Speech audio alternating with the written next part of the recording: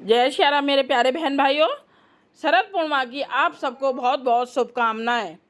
शरद पूर्णिमा के अवसर पर मैं आप सबको सत्यनारायण भगवान की कथा सुना रही हूँ, जिसमें कि मेरे 3 अध्याय डल चुके हैं, 2 अध्याय अब। सुनिए सत्यनारायण कथा। सत्यनारायण भगवान की जय। चौथा अध्याय। सूची बोले वैश्य ने मंगलाचार करके यात्रा आरंभ की और अपने नगर को चला। उनके थोड़ी दूर निकलने पर दंडी वेशधारी सत्यनारायण ने पूछा, हे साधु, तेरी नाव में क्या है? अभिमानी बड़े खस्ता हुआ बोला, हे दंडी, आप क्यों पूछते हो? क्या धन लेने की इच्छा है? मेरी नाव में तो बेल और पत्ते भरे हैं। वैश्य का कठोर वचन सुनकर भगवान ने कहा, तुम्हारा वचन सत्य हो। दंडी ऐसा कहकर वहां से दूर चले गए और कुछ दूर जाकर समुद्र के किनारे बैठ गए।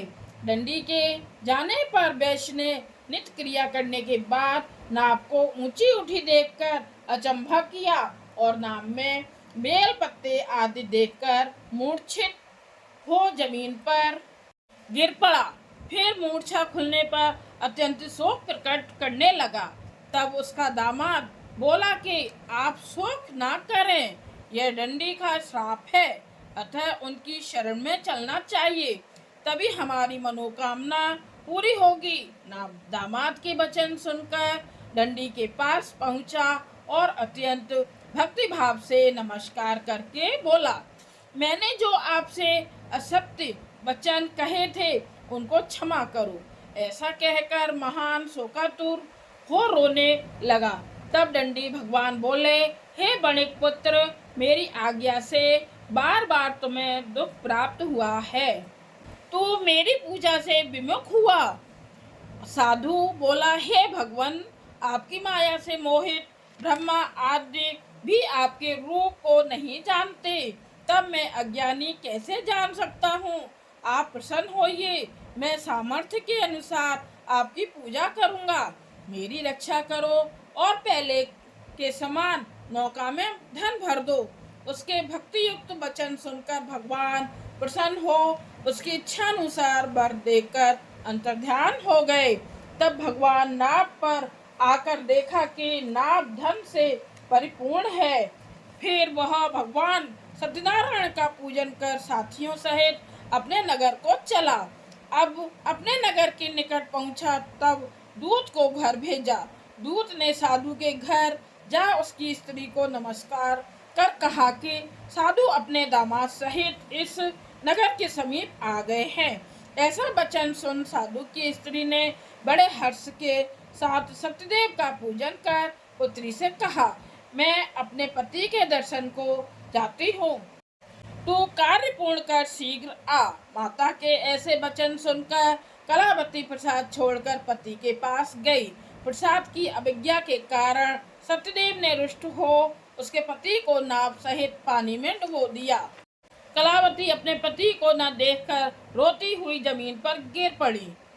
इस तरह नौका को डूबा हुआ तथा कन्या को रोता देख साधु दुखित हो बोला, हे प्रभु, मुझसे या मेरे परिवार से जो भूल हुई है उसे क्षमा करो। उसके दीन वचन सुनकर सत्यदेव प्रसन्न हो गए और आकाशवाणी हुई, हे साधु, तेरी कन्या मेरे प्रसाद को छोड़कर आई है, इसलिए इसका पति अदृश्य हुआ है। यदि वह घर जाकर प्रसाद खाकर लौटे तो इसे पति अवश्य मिलेगा।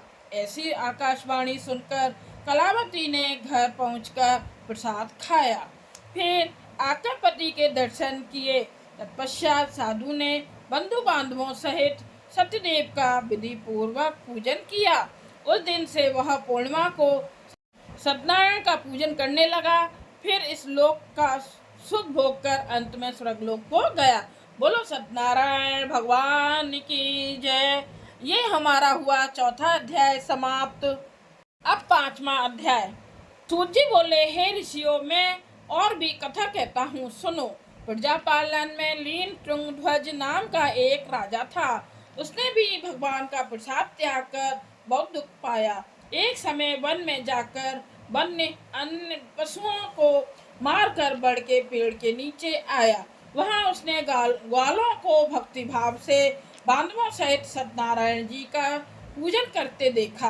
राजा देखकर भी अभिमान बस वहां नहीं गया और ना नमस्कार ही किया।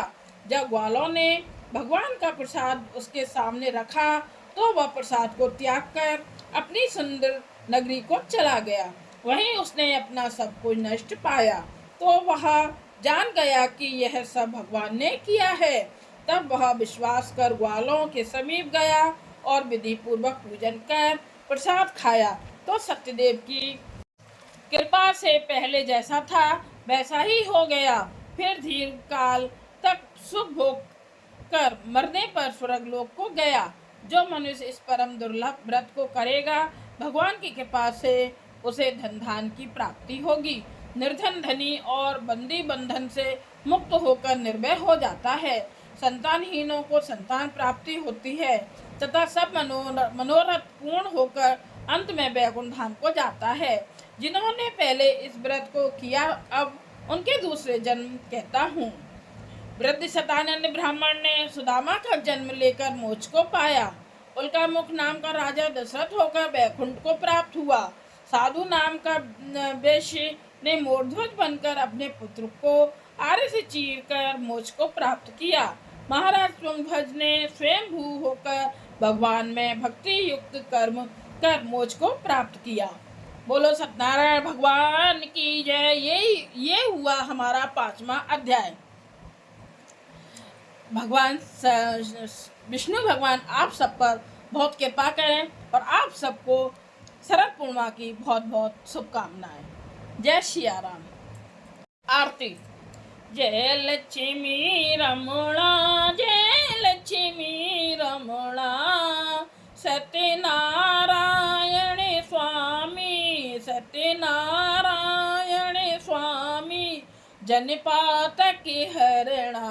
ओम जय लक्ष्मी रमणा रतन जड़ित सिंहासन अद्भुत छवि राजे स्वामी अद्भुत छवि राजे। नारद करति निरंतर नारद करति निरंतर घंटा ध्वनि बाजे। ओम जय लक्ष्मी रमणा प्रगट बहे कल कारण द्रज को दर्श दियो स्वामी द्रज को दर्श दियो। बूढ़ो ब्राह्मण बन के कंचन महल कियो। ओम जय लक्ष्मी रमणा दुर्बल भील कराल जिन पर कृपा करी स्वामी जिन पर कृपा करी। चंद्रचूड़ एक राजा चंद्रचूड़ एक राजा तिनकी विपत्ति हरी। ओम जय लक्ष्मी रमणा वैसी मनोरथ पायो श्रद्धा तज दीनी स्वामी श्रद्धा तज दीनी। सो फल भोग्यो प्रभु जी सो फल भोग्यो प्रभु जी फिर स्तुति कीनी। ओम जय लक्ष्मी रमणा भाव भक्ति के कारण छिन छिन रूप धरो स्वामी छिन छिन रूप धरो।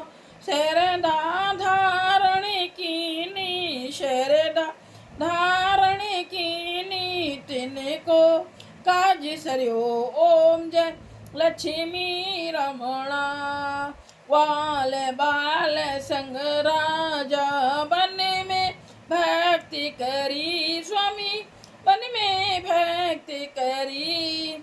मनोवांछित फल दीनो मनोवांछित फल दीनो दीन दयाल हरि। ओम जय लक्ष्मी रमणा चढ़त प्रसाद सबायो कदली फल मेवा स्वामी कदली फल मेवा, धूप दीप तुलसी से, धूप दीप तुलसी से, राजी सत्य देवा।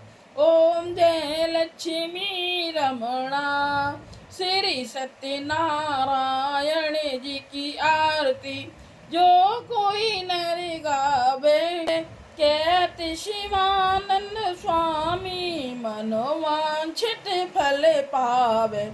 ओम जय लक्ष्मी रमणा। ये हुई हमारी आरती श्री सत्यनारायण भगवान जी की। जय सिया राम। सबको बहुत बहुत शुभकामनाएं शरद पूर्णिमा की।